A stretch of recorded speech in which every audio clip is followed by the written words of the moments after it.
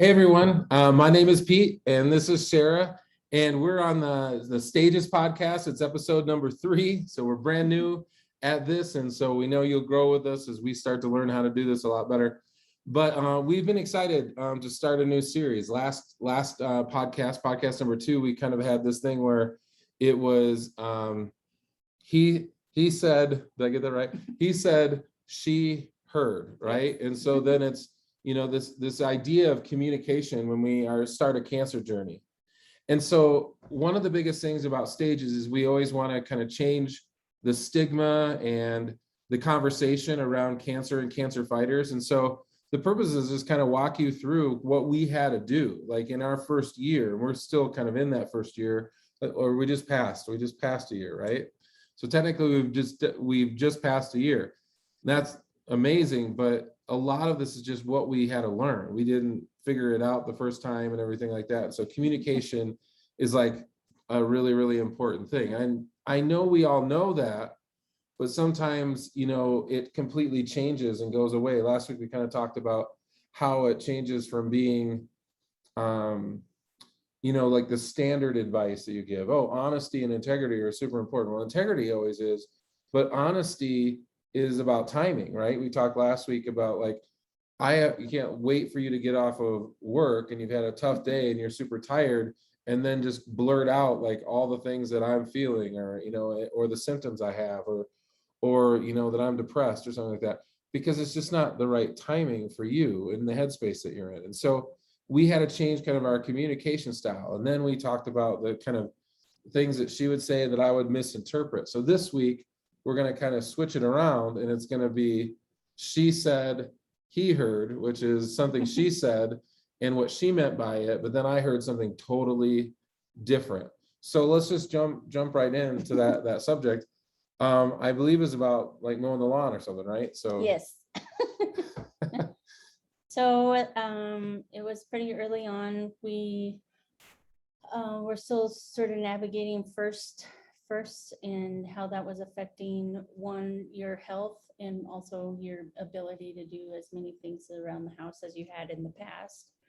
So I, of course, because I said it was very innocently, wanted to offer, I said that I would take on mowing the lawn this year. Mhm. And what did you mean by that? Like, what were you actually trying to communicate, or what was that? What was your motivation behind it? It's something I don't mind doing. Sometimes after a long day of being in the house, I like to get out of the house and for it to be something that wasn't on your list of things to do with everything else you were dealing with. Yeah, so right there is a perfect example of kind of the heart of a caregiver, right? A caregiver is saying, listen, I want to, serve and help in any way possible. And that's exactly what your heart and motivation was entirely, right? And here's the thing that us cancer fighters have to understand. And, I'll expound on this in a little bit, but we have to kind of be able to hear it in that context and really embrace the motivation of people who are trying to help us. But if you're like me, how you're going to hear that at first, and I don't think there's any way to avoid it, is that you're somehow, because of cancer now, you're just helpless. You're just worthless. You're useless. You don't have much to offer. I guess you're just going to, put an Afghan on and sit on the couch and just become, useless to society. And that's not at all what you wanted. You're just like, hey, listen, this is something that I actually will enjoy, because when I get off of work after talking to people all day, I just want to, not talk to someone and go out. So it's something I'd like to do, and something that I can take off your plate. And so and so I have to hear it from that motivation, right? But it's okay for you to say, it was okay for him to say, so how I hear that is, yeah, and to talk about that too. Yeah, because I think it's important for caregivers to strike a balance, right? Like, if you did that with like almost everything, then the person does kind of feel like, well, what do I have to offer? I'm just here needy, and different things like that. But here's the thing. in your journey, along with my journey, there are actually times where I absolutely couldn't do anything. I mean, in the first 2 rounds of chemotherapy, I was so sick and so tired, everything that I was going through, that like mowing the lawn or anything wasn't even on my mind. Like, it was like, how do I survive the next hour, right? And then, all the things that your mind turns to in those moments. And so I think, you know, that's one thing as cancer fighters that we have to get used to and really learn, is that it's hard to accept the fact that you're going to need help, like that you're going to need help. There are going to be days where you're weak. I'm going through that right now. In the past, I've been kind of powering through, and I was always able to power through chemo and everything. And there were like 72 hours of crap days, and then the second that you got the pump off, it was good. But now I feel like there's a time where, like, I don't sleep that great at night, so I'm getting maybe 4 or 5 hours, of solid good sleep, and I'm up a few times a night. So during the day, I actually want to take a nap, but I can't stand it because it makes me feel like I'm one of those people that likes to just, here's the day, I have a plan, we're going to work through it, and this is what we're going to do, and we're going to get things going. And I feel like throwing that kind of throws a monkey wrench into my whole plans for the day. But there's just a place where I just hit the wall, and I have to kind of accept that that's the deal, and that it's in my best interest to take a nap. And that's hard. That's a really hard transition, especially if you're kind of like, some of you might just love the idea of taking a nap, but I'm the guy who's just like, like, we gotta go. Like, there's things to do, but I think that it's super important. So so I did eventually tell you, like, hey, this is kind of how I heard, not just, it's not just mowing the lawn. I mean, that's one example of several, but it's a thing where you're offering, to help me. And I'm like, and I'm responding to it like mothering, or I'm responding to it like, oh, I guess I was supposed to do that. Now you're going to have to do it. And I was hearing it completely different. So one of the things I always wanted to ask you is, when I actually sat down and talked with you about it and said that's how I feel, how did that make you feel, and like, what did that do for you? Because I think that's the important thing we want to get to, is it's not just that you have to figure out a different way to communicate, a different way to hear, but there's also something that you got to be able to do, is be honest with your caregiver. And so how did you feel when I finally said, hey, like, it makes me It was interesting because the first couple months I didn't have work.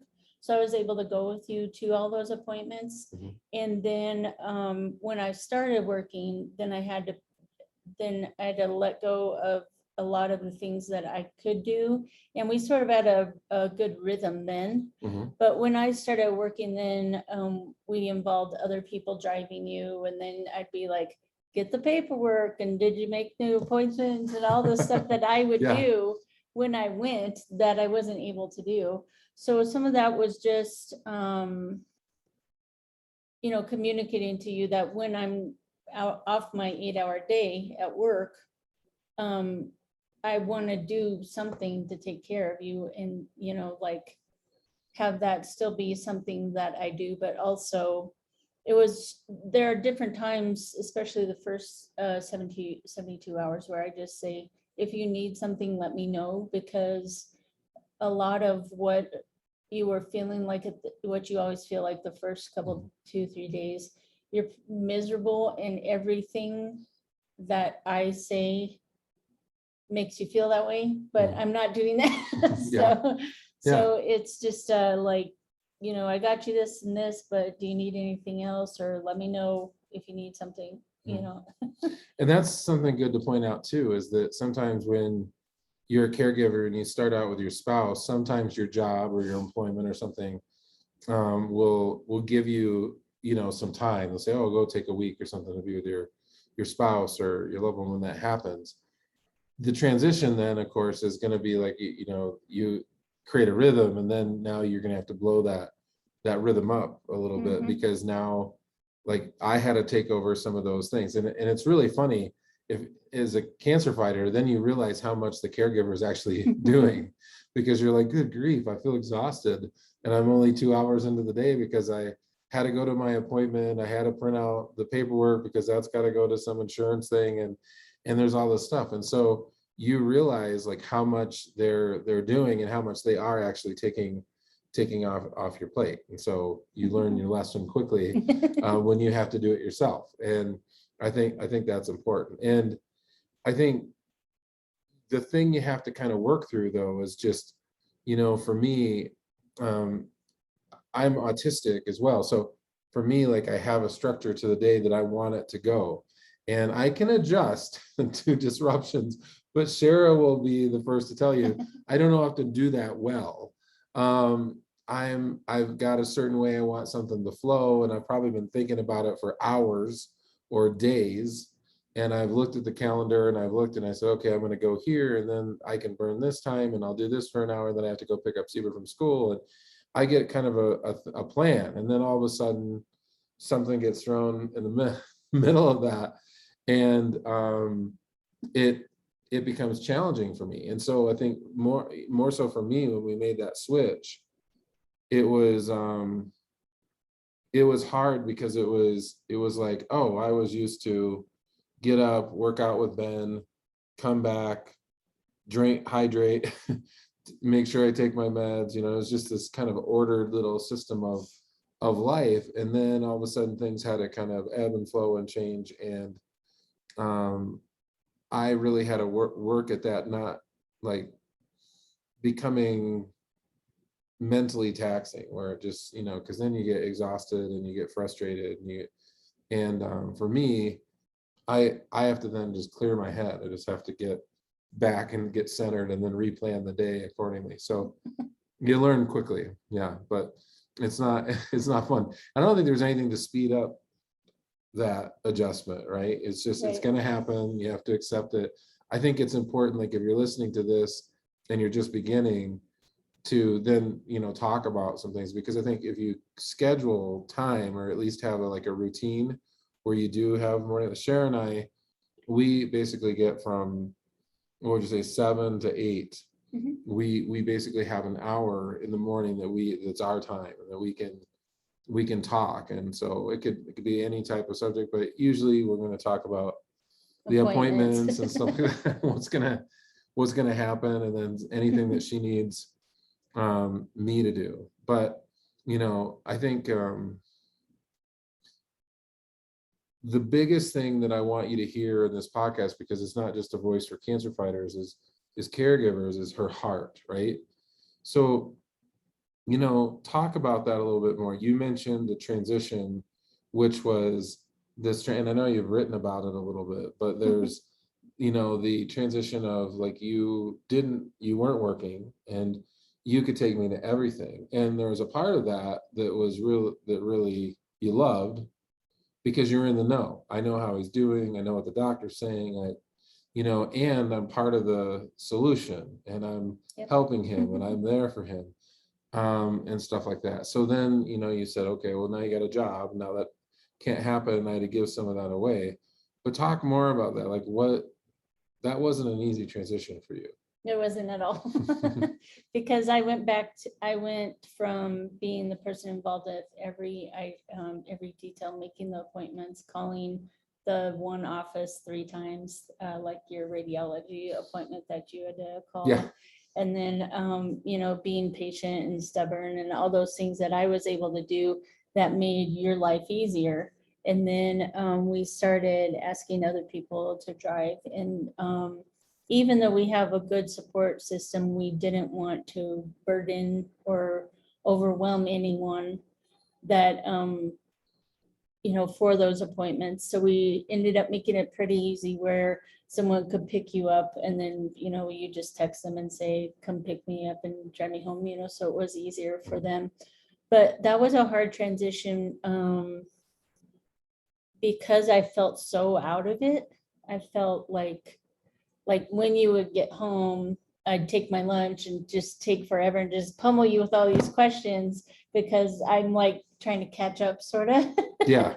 And then you're like, can we just, this is not a good time for me, but I was like, well, it's a good time for me because I missed everything. You know what I Yeah. mean? So, Oh yeah. And a lot of that is also going to come from you're going to get asked this question a lot as a cancer fighter is, how'd your day go? What the doctor said, da, da, da, da. But you sometimes just those went. answers, are just, they're not fun to give, right? Like it didn't go well, or the doctor wasn't happy with the results or sees something. And so there's a reluctancy of, I've already had to mentally deal with this, and now I have to deal with it again Right. and sharing with In you a and 10-minute watching. snippet before. Yeah. Yeah. And then watching its effect on you.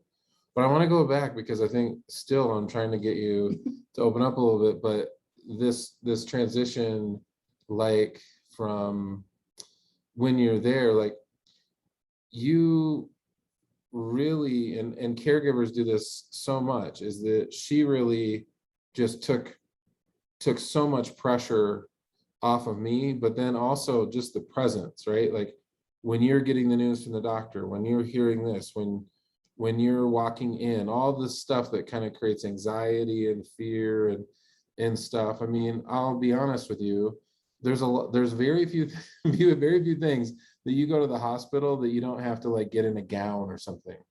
And like it's just like not your top 10 favorite thing to do ever. And so the scans and probes and all that crap is hard to deal with, but it was always so much easier when you had, you someone that loves you, that's right there, especially, your spouse is just it's super important. And you felt that, like that gave you, rightfully so, a feeling of satisfaction and joy. You really love doing that. Mhm. So let's describe this a little bit more. Like when the transition and the job came, it was nice, a blessing to get the job. But now that source of joy and satisfaction, this thing that you love to do, like you really truly love to serve, is now taken, like it feels like it's robbed. So how, talk about that. Yes, it was a loss. And there are several parts of our life since cancer that you just realize that there's a loss, and that you need to just think about and process that. And I felt guilty, so I had to process that and like relieve myself of the guilt of like, I'm working. Yeah. I'm not like skipping out of doing all that with you. I just was working. So But let's underscore that that's super hard, right? Like when you see a loved one that's suffering and it's stage 4 cancer, and there's death is involved in that and all those things that you process.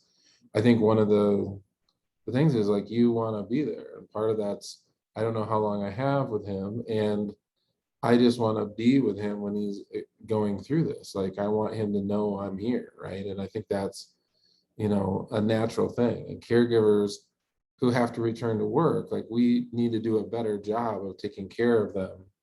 And I know you've had some really key friends who have kind of helped you process all of that. And that's super important, right? Because we've got to do a better job of giving care to caregivers, because that's hard when you take a little bit of time, or your work gives you time, or you were blessed with being able to put in some time, and then all of a sudden now it's back to real life, and it's back to 40 hours, and it's back to an 8-hour day of work, and all of a sudden you're not 8 hours with, and then when you get off of work, you're exhausted. You're actually like talk to people all day in your line of work.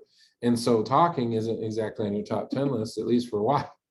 Right. And then on the other side of the coin, us as cancer fighters, we can get very lonely during the day, right? We can be like, like, man, I better read, I better post, I better find something to do. I mean, I got a dream phone call today because someone from our church wanted me to like help out with something. And I'm like, sweet. I mean, how many days a week do you need me at the office? Like I'm volunteering for it. But I mean, like it would thrill me because I get to be around people and I get to talk. And I think that's the thing that some of us who get, you feel like you're locked in a room or in a house and you don't get out, or even if you sat out on the porch, even if you did go for a walk, it's not like there's somebody that's miraculously going to disappear beside you and have a conversation, right? And so you've got to do your best. And the problem is during the day, most of your friends work. This is one of those things. And so, I do the best with getting up early and working out with Ben, because that means all the world to me to be able to have that time. I schedule Saturday mornings and I'm with Tim Strook, and I get coffee with friends and everything. And so there's so many people, and you just try to schedule those out as best you can. But yeah, it's a challenge. So our biggest takeaways for episode 3 here is just, as we've been talking about, there's just a level of communication that you have to pursue, and you're not going to do it perfectly, but the best way to talk about it is just to just, I think at times, I don't think it's like every night you need to say how you feel, because that's probably not going to go over well. But I think it's important to like make sure that once a week you're kind of like, open, or if you feel like, you got a good rapport and you can speak openly, there could be some times like, hey, like, what's going on? Or I feel like there's something deeper here, and I think you just have to have those moments of probing a little bit so that you can help them, because it's really important for me to see what she's doing as a caregiver is just out of a motivation of love, and it's not a degrading of me. I think you don't lose who you are, whether it doesn't matter if you're a guy or a girl going through cancer. There's a certain level to which you are going to feel loss, and loss is, there's some things you just have to accept that you might not be able to do anymore, and or that are harder to do. Like it's way easier for someone else to pull it off, because you've got to think through. It could be 10 steps for you to get something done, right? And I think that's just the reality. So it's really, really good to do that. I think I liken it much to when I was blinded in my eye. I think blind eye is a way where there's some advocating for yourself where you have to be able to sit there and say, I don't think that's true. I have people saying, oh, you'll never be able to catch football, you're never going to be able to play, you're not going to be able to do anything. And I was like, bullcrap, right? But it meant I had to work hard, right? And do it, but it had to be motivated with me. So there are some things where you can have a healthy conversation and go, don't take that from me, because I can do it. And that's an important conversation, I think, for anybody to have if you're in a situation where you feel like somebody's kind of making that a handicap when it really doesn't need to be, right? But there's other times where you got to stop being stubborn, and you got to just give up some things, and it's going to be in your best interest, and otherwise you're going to be in a heap. I'll tell you this from experience, just this will be the last thing we say about it, but I went to weed whack, and we have an electric one. And of course I complained about that, because if we were where I think we should have a gas one. And then I could have done it fine. But the electric one, it was 95 degrees outside. I'm going to exaggerate. It's like 100. It was 103. It was out there. There were like scorpions. It was all kinds of just pure hell. And then I was doing the vents, but it had a cord. And you had to keep yanking the cord, and you had to go through and stretch it, and then it would get caught on cement and all this stuff. And I was like getting wasted tired, and I wasn't even like 1/4 done. And I was like, oh my gosh, what's going on? And I mean, some of it might have been the conditions, but some of it was my condition. I was not in any shape to be out there in the sun and pulling that through. And I was ticked off at how exhausted I was. So there's a prime example of listen to your caregiver, because she's going to save you from that moment when you're going to take on too much. And then you have to come to grips with the fact like, oh my goodness, like I can't do that. So, and that's a reality. So, hey, we love you. And we just want to say thank you for all of you who support Stages. And if you want to, if you would consider, supporting us financially, stages.community is our website, and you can find a way to donate. And that not only helps us make, the podcast and the website available, but we have a lot of cancer fighters who connect with us through that site, and people turn them on. So if you could donate to that cause, that keeps this thing going, and we can really start to impact and help cancer fighters. And that's our joy. That's why we created the whole thing, was to help cancer fighters and their families.